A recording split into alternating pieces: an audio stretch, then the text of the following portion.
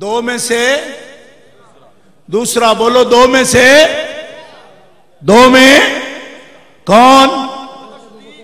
پھر بولو کون؟ اور دو میں سے دوسرا، یہی آپ سمجھ رہے ہیں نا؟ ابو بکر صدیق رضی اللہ تعالیٰ دو میں دوسرے ہیں۔ قرآن اس طرح نہیں کہہ رہا، قرآن کہہ رہا ہے اِذْ یَقُولُ لِصَاحِبِهِ، دوسرے نے کہا اپنے صاحب سے۔ وہ جو دوسرا ہے نا، اس نے صاحب سے کہا لا تحزن، پریشان نہ ہو۔ دوسرا وہ ہے جس نے صاحب کو تسلی دی ہے۔ توجہ کرو، قرآن پاک کبھی بھی ترجمہ لے کر بیٹھ جاؤ، آپ کو سمجھ آ جائے گی اس کی۔ ثانی یسنین، دو میں سے دوسرا، جبکہ وہ دوسرا کہہ رہا تھا اپنے صاحب سے لا تحزن، پریشان نہ ہو۔ کوئی سمجھ آئی؟ سمجھ آئی؟ نہیں آئی؟ ثانی یسنین اذ ہما فی الغار اذ یقول لصاحبہ لا تحزن، دوسرے نے پہلے کو تسلی دی ہے کہ لا تحزن، پریشان نہ ہو۔ پہلے کو دو ہی تو ہے نا، تیسرا تو ہے نہیں۔ دوسرا جو ہے نا ثانی، وہ یقولو کا فاعل ہے، حال ذو الحال کا ترجمہ ہے۔ حال یہ ہے کہ وہ کہہ رہا تھا اپنے صاحب سے لا تحزن، پریشان نہ ہو۔ اب اگر آپ کو سمجھ آئے تو غور کرنا اس پر۔ ثانی نے صاحب سے کہا لا تحزن، یہ ہے حال کے معنی میں۔ اب دیکھو اس کی تشریح اور بھی ہے، حدیث کے اندر، بخاری شریف کے اندر حدیث موجود ہے۔ حضرت ابو بکر صدیق رضی اللہ تعالیٰ غار میں کہتے ہیں یا رسول اللہ، یہ اگر اپنے پاؤں کو دیکھیں تو ہم نظر آ جائیں گے انہیں، اتنے قریب کھڑے ہمارے کہ اپنے پاؤں کی طرف بھی دیکھیں تو ہمیں یہ پا لیں گے۔ نبی کریم علیہ السلام نے فرمایا ما ظنک یا ابا بکر، تیرا کیا خیال ہے کہ صرف اس وجہ سے ہم بچے ہوئے ہیں کہ یہ نیچے نہیں دیکھ رہے؟ یہ بات نہیں ہے، یہ بات نہیں ہے، یہ نیچے دیکھ ہی نہیں سکتے کیونکہ ہم دو نہیں ہیں غار میں، بِإِثْنَيْنِ اللَّهُ ثَالِثُهُمَا، کیونکہ اس غار میں دو وہ ہیں جن کے ساتھ تیسرا ان کا اللہ ہے۔ یہ بخاری شریف کے اندر ترجمۃ الباب بھی موجود ہے، روایت بھی موجود ہے۔ نبی پاک علیہ السلام اللہ کو تیسرا کہہ رہے ہیں، اس میں اثنین کے ساتھ تیسرا اللہ ہے، اللہ ثالثہما، ان دونوں کے ساتھ تیسرا اللہ ہے۔ علی پور سیدہ شریف عرس مقدس میں آنے والوں، حدیث بخاری شریف کے اندر اور قرآن مقدس میں یہ دلالت موجود ہے کہ رب تعالیٰ اول غار میں ابو بکر کو فرما رہے ہیں، ثانی رسول اللہ کو فرما رہے ہیں۔ رسول اللہ بخاری شریف کے اندر یہ حدیث صحیح موجود ہے کہ تیسرا ان دونوں کے ساتھ رب کو فرما رہے ہیں۔ کچھ سمجھ آئی؟ کہ حضور دوسرے ہوں، اللہ تیسرا ہو غار میں، پہلے ابو بکر ہوں، قرآن کی دلالت سے بھی، حدیث بخاری کی دلالت سے بھی، تو ابھی بھی ان کے اول ہونے میں جھگڑا کرو گے؟ کرنا تو آپ نے ہے ہی نہیں، سنو گے صحیح؟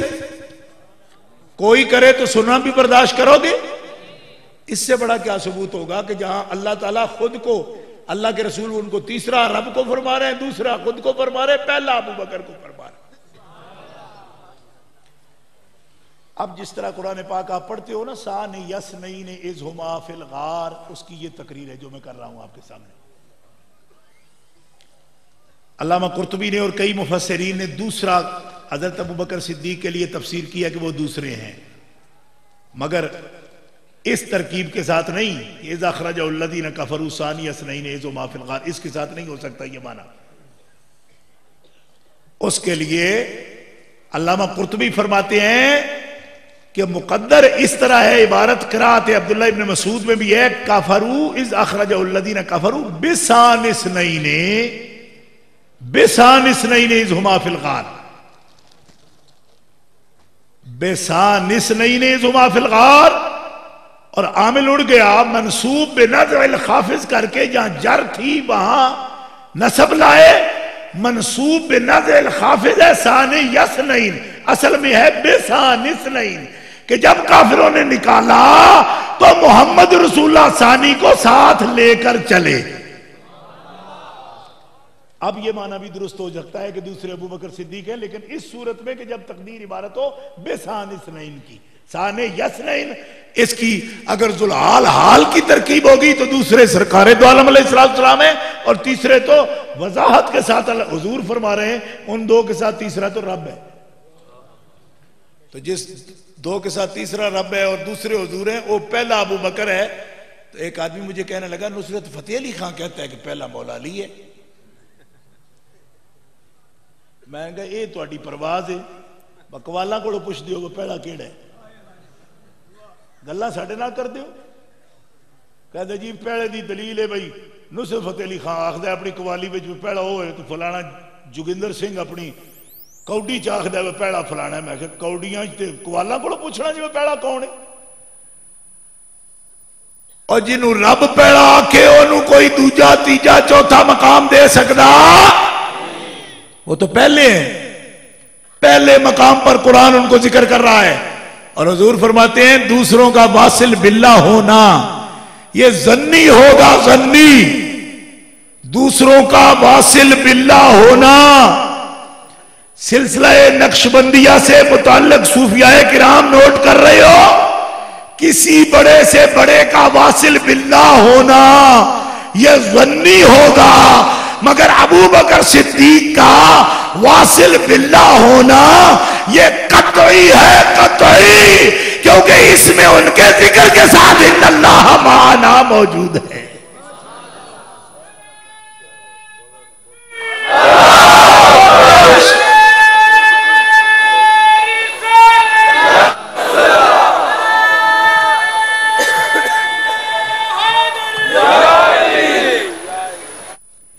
جس کا اللہ سے ملا ہوا ہونا قطعی ہو اس کے شجرے پر لوگوں کو کلام ہے جی، اس کے شجرے پر کلام ہے۔ میں نے کہا جس سلسلے کا کی نسبت اتصالی قرآن بیان کر رہا ہے وہ صرف ابو بکر صدیق کا سلسلہ ہے، باقی سلسلے متصل ہیں مگر وہ متصل ہے حضرت ابو بکر صدیق کے ساتھ،